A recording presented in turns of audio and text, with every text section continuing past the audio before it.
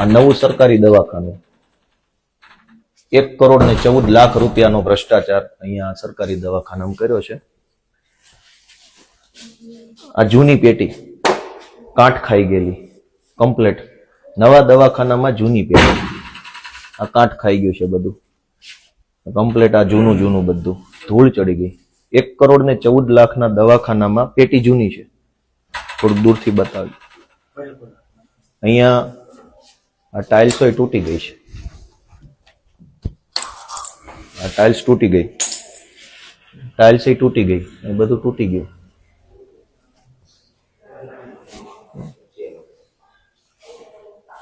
હવે આ 1,14,00,000 ભ્રષ્ટાચારના દવાખાનામાં આ પેનલ જો મૂકી,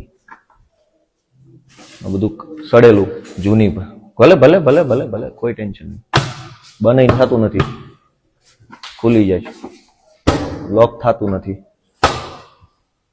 1,14,00,000 આ જે બધા સ્ટંટબાજોના નામ લખ્યા છે એ ખાઈ ગયા છે.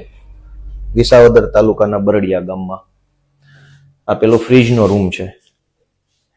હવે અહીંયા આ દરવાજો જુઓ, આ ખુલી જાય છે. આ બંધ દરવાજો ખુલી ગયો. આટલી હલકી કક્ષાના દરવાજા માર્યા છે.